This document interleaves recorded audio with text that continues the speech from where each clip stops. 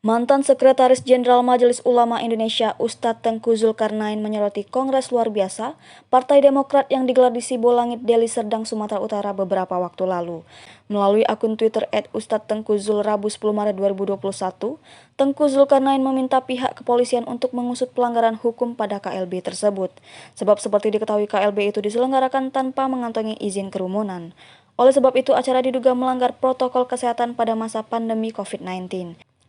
Sebelumnya, Gubernur Sumatera Utara Edi Rahmayadi turut mengomentari Kongres Luar Biasa Partai Demokrat yang digelar di Sibolangit, Deli Serdang, Sumatera Utara beberapa hari lalu. Menurut Edi, pihaknya tidak pernah memberi izin untuk acara yang digelar di hotel mewah tersebut. Mereka juga tidak memperoleh pemberitahuan mengenai acara. Edi juga masih mempertimbangkan kemungkinan untuk melaporkan acara tersebut karena diduga melanggar protokol kesehatan. Seperti diketahui, Edi merupakan Gubernur Sumatera Utara periode 2018-2023. Bersama wakilnya Musa Rajeksa alias Ijek, Edi unggul di kompetitornya kala itu Jarod Saiful Hidayat dan Zihar Sitorus. Pada Pilgub Sumatera Utara 2018, Edi dan Ijek diusung oleh 6 partai dan didukung 5 partai. Satu di antara pendukungnya adalah Partai Demokrat. Di sisi lain, KLB Partai Demokrat di Sumatera Utara menghasilkan keputusan Kepala Staf Kepresidenan RI Muldoko sebagai Ketua Umum.